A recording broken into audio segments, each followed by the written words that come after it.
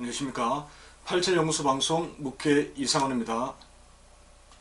자, 오늘은 회음부 마사지로 전립선 비대증과 요실금을 치료한다는 내용으로 방송을 해보도록 하겠습니다. 50대쯤 되면 겪게 되는 고통스러운 증상이 있습니다. 괴롭기도 하지만 다소 민망한 증상이라서 누구에게 말하기가 좀 쑥스럽지요. 그리고 막상 지인들에게 토라거나 병원 진료를 받아보아도 별로 뾰족한 해결 방법이 없습니다. 그 증상은 바로 남성은 전립선 비대증과 전립선염이고 여성의 경우는 요실금이 이에 해당합니다. 자, 이러한 질환은 고통도 매우 크지만 성적인 능력까지 약화하기 때문에 삶의 만족도를 크게 떨어뜨린다는 문제점도 무시할 수 없습니다.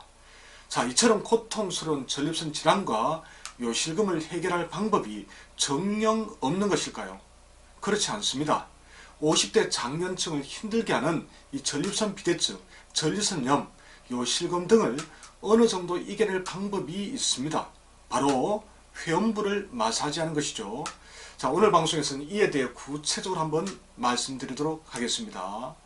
먼저 전립선 비대증입니다. 지피지기면 백전백승이라고 했지요. 먼저 각각의 질환이 대체 어떤 것이고 또 왜 생겨나는 것인지부터 이야기해 보도록 하겠습니다. 그런 뒤에 치료에 도움이 되는 회음부 마사지법에 대해 알아보겠습니다. 자, 회음부부터 마사지부터 이야기하지 않는다고 너무 마음 급한 분들도 있을지 모르겠습니다. 그래도 최소한의 지식은 있어야 하지 않겠습니까? 기본적인 공부를 조금만 하고 넘어갈 테니 양해를 부탁드립니다. 전립선 비대증은 중년 이후의 남자에게만 있는 병입니다. 방광 바로 앞에 있는 부생식선, 바로 전립선 전체가 비대해지는, 부풀어지는 증상입니다. 초기 증상은 이 비대해진, 부풀어오른 전립선종에 의한 회음부 불쾌감이나 압박감이 나타납니다. 그리고 요도가 좁아지면서 소변을 내보내기 힘들어져 빈뇨, 즉 소변이 찔끔찔끔 나오면서 배뇨 횟수가 비정상적으로 증가합니다. 자, 특히 너무 괴로운 것은 밤에 이 배변 횟수가 많아져서 잠을 깊이 잘 수 없다는 점입니다. 그리고 소변이 가늘고 분출력이 약해지는 것도 전립선 비대증으로 생기는 특징 중의 하나입니다. 이 전립선 비대증이 2기로 진행되면 소변을 누워도 시원치 않은 잔뇨감이 느껴지고 배뇨 곤란도 심해집니다. 3기로 악화가 되면 어떻게 될까요?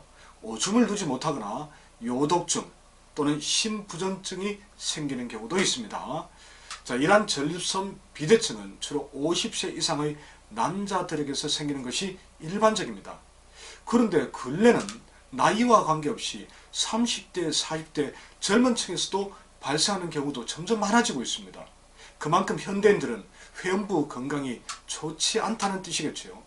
그래서 지금 하고 있는 이 방송은 50대만이 아니라 모든 연령층에서 시청하셔야 한다고 저는 강력히 주장하고 싶습니다. 자, 두 번째 전립선염입니다. 이 전립선염은 병명 그대로 전립선의 염증 질환입니다. 증상은 잦은 소변, 빈뇨죠. 배뇨력 저하, 소변 참기 어려운 것, 배뇨통 등입니다. 또한 소변에서 분비물이 나오거나 요도부에서 통증이 생기고 정액이 흘러나오거나 성욕 감퇴가 뒤따르는 경우도 아주 많습니다. 이 전립선염 역시 치료가 매우 어렵습니다. 자, 세 번째 요실금입니다. 중년 이후 여성들이 겪는 이 요실금은 방광의 괄약근이 약해져 의지와 상관없이 배뇨가 되는데, 즉 소변이 나버리는 것이죠. 자, 기침과 재채기 혹은 크게 웃거나 이 몸의 동작을 조금만 이렇게 갑자기 바꿔도 순간적으로 복부 압력이 증가하면서 방광의 괄약근이 버티지 못해 소변을 순간적으로 흘리게 됩니다. 자, 증상이 심하면 특별한 상황이 없어도 소변이 나오는지도 모르고 배설해 버리기도 합니다. 이런 상태를 현대의학에서는 신경성 방광기능장애라고 말합니다. 그런데 이러한 전립선 질환과 요실금은 왜 생기는 걸까요? 이해하시기 조금 어렵겠지만 동양의학에서는 신어증이나 비기혈증 또는 기혈순환장애로 발생한다고 보고 있습니다. 반면 현대학은 노화현상의 일종으로 성호르몬의 불균형 등 내분비 계통의 장애가 원인이 된다고 이야기합니다. 자, 방금 언급한 내용은 방송을 들으시는 분들께는 어려운 내용입니다. 이런 이야기가 있구나 하는 정도로만 생각하시기 바랍니다.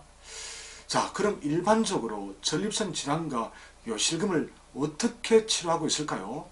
자, 전립선 비대증으로 소변을 보기 힘들어지면 늘어진 전립선 종을 잘라내는 수술을 합니다. 하지만 대부분 일시적인 효과만 있을 뿐입니다. 시간이 지나면 다시 이 전립선 종이 커지면서 요도를 막아 결국은 전립선 비대증이 재발합니다. 자, 전립선염은 약물 치료를 많이 하지만 치료가 잘 되지 않거니와 조금 호전되다가 역시 대부분 재발합니다. 게다가 양약을 오래 드시면 간과 신장이 크게 상하는 등 또 다른 부작용도 감수해야 하겠지요. 여성들의 요실금은 어떨까요? 수술요법을 많이 시행합니다. 역시. 하지만 약해진 방광 괄약근을 근본적으로 개선할 수는 없습니다. 또한 배뇨장애와 상처 감염과 같은 합병증이 생기는 경우도 많습니다. 간혹 이 곡골혈이나 중국혈, 여기 보면 곡골은 바로 요 위에 있습니다. 곡골, 그 위에 1촌 위에 중국혈이 있죠. 여기를 중심으로 침등 치료를 받는 분들도 있습니다. 하지만 이 또한 치료가 쉽지 않을 뿐만 아니라 치료 과정이 매우 번거롭습니다. 그리고 다소 좋아진다고 해도 오랜 시간이 필요하다는 단점이 있습니다. 자, 지금까지 병원 치료나 침과 뜸을 통해서도 전립선 질환이나 요실금을 치료하기가 쉽지 않다는 것을 확인했습니다. 그렇다면 여러분들께서는 어렵게 생각하지 마시고 누구나 쉽게 할 수 있으면서도 효과까지 좋은 방법을 찾아서 활용하시면 됩니다. 그 방법이 바로 회음부 마사지입니다. 즉 전립선 질환과 요실금이 발병하는 위치인 요도, 방광, 생식기 바로 인접한 곳에 있는 회음열을 찾아서 지압을 해주는 것입니다. 자, 회음열, 이 회음부는 우리 몸에서 음의 기운이 가장 강한 곳입니다. 한자로 회음은 모일 회자, 근을 음자, 풀이하면 음의 기운이 총집결한다는 뜻이기 때문입니다. 실제로 회음부는 여러 개의 경락과 기운이 모이는 매우 중요한 혈자리입니다. 자, 회음에서부터 이 회음입니다. 회음에서부터 쭉 올라와서 입술 여기 아래까지 흘러가는 이 앞쪽을 지배하는 인맥, 또 이 회음부에서 뒤쪽을 돌아서 꼬리뼈에서부터 등 뒤쪽을 돌아서 머리 위로 올라가서 다시 앞으로 내려옵니다. 바로 코 바로 밑에 이 승장혈이죠. 이까지 연결되는 동맥, 그리고 이 앞쪽의 월경 및 임신과 관련된 축맥의 시작점이 바로 이 회음혈입니다. 이처럼 세 개의 음맥이 만나는 곳에 바로 회음혈, 회음부가 있습니다. 자, 이런 만큼 회음부는 남녀를 불문하고 너무나 중요한 자리가 아닐 수 없습니다. 여성들은 회음혈이 음적 기운이 흐르는 중심점이자 출발지입니다. 자, 남성 역시 회음혈은 양을 대표하는 동맥이 시작되는 곳으로 기운이 힘차게 용솟는 곳이기 때문입니다. 자, 그런데 여러분, 이 회음부의 정확한 위치가 궁금하지 않습니까? 자, 회음부와 회음혈은 같은 의미인데요. 간단히 정리하면 앞에 그림 보이시죠? 회음혈은 남녀 성기와 항문 사이에 위치합니다.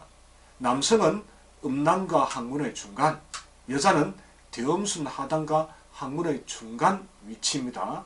이곳 회음혈, 회음부를 마사지하면 회음부 통증이나 가려움, 질염 등의 각종 남녀 생식기 질환에 뛰어난 효과가 나타납니다. 이외에도 회음혈은 낭습, 소양증, 요로결석, 질염, 폐경, 자궁하수, 임질, 음경통 등에도 적용해 볼 수 있습니다. 자, 방송 앞쪽에서 언급한 전립선 질환에도 당연히 좋습니다. 회음부를 마사지하면 부생식선인 전립선 쪽으로 기혈 흐름이 촉진됩니다. 기혈 흐름이 좋아지면 전립선염과 같은 염증 치료에도 큰 도움이 되겠지요.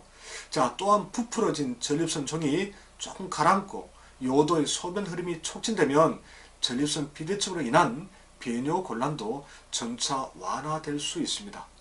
자, 회음부 마사지 효과는 단지 질병 치료에만 있지 않습니다. 방금 이야기한 것처럼 남녀 모두 성적 능력이 향상되고 생식기가 튼튼해집니다. 또한 남성은 발기력이 좋아지고 음경의 강직도가 향상됩니다. 조루 증상도 완화되며 정력도 점차 향상되겠지요. 반면 여성은 질의 민감도를 높이고 질의 수축력을 강화하여 요실금을 완화해 줄 뿐만 아니라 부부 속궁합까지 좋아질 수 있습니다. 야, 여러분 혹시 케겔 운동이라고 들어보셨습니까? 많은 분들이 아실 만큼 널리 보급되어 있죠. 바로 회음부 근육을 강화하는 운동입니다. 하지만 이 케겔 운동은 전립선과 방광 주변의 압력을 증가시켜 전립선 증상을 오히려 악화시킬 수 있습니다. 또한 요도에 소변을 남겨 요도 감염을 일으킬 위험도 있습니다. 효과를 보려면 하루 100회 이상을 수개월 동안 시행해야 하는데 역시 그렇게 쉽지만은 않죠. 그렇다면 가장 쉽게 할 수 있는 방법은 뭐니 해도 회음부를 직접 마사지하는 것입니다. 남성은 음낭과 항문의 중간, 그림 나오죠. 남성은 음낭과 항문의 중간, 여자는 대음순 하단과 항문의 중간에 오른손가락을 대면 됩니다. 오른손가락을 딱 대십시오. 그리고 왼손으로 오른손을 딱 받친 후에 5초간 눌렀다가 3초간 쉬고 다시 5초간 눌렀다가 다시 3초간 쉬는 동작을 계속 반복해 보시기 바랍니다. 자, 그런데 회음열 자극점이 생각보다 깊은 곳에 있기 때문에 누를 때는 조금 강하게 눌러 주셔야 합니다. 회음부 마사지는 잠자리에 들기 전과 아침에 일어나서 침대에 누워 집중적으로 하시면 가장 좋습니다. 가벼운 전립선 비대증은 오래지 않아서 효과가 나타날 것으로 기대합니다. 만약 이렇게 손으로 회음부를 지압하기 힘들다면 이 푹신푹신한 소파에 화면에 보이는 것 같은 기구를 올려놓으시면 되겠죠. 이런 기구를 올려놓고 이 기구 위에 회음부를 대고 살짝 대고 앉는 것도 하나의 좋은 방법입니다. 하지만 이런 도구보다는 요즘 유튜브에서 많이 언급되고 있죠. 근적외선과 가시광선을 이 회음부에 비추면서 맞죠? 회음부에 비추면서 자연스럽게 그리고 부드럽게 마사지 해주는 기계가 있다면 훨씬 더 효과가 좋을 것 같습니다. 그런 어려운 전자제품을 만들 수 있다면 저부터 한번 직접 해보고 싶습니다. 자, 지금까지 전립선 및 요실금 질환과 회음부의 중요성에 대해서 말씀드렸습니다. 아무쪼록 많은 분들께서 회음부 마사지를 통해 더욱 건강한 삶을 누릴 수 있기를 기원하면서 방송을 마무리하도록 하겠습니다. 감사합니다. 87연구소 방송 묵계 이상훈이었습니다. 다음 방송에서 다시 뵙겠습니다.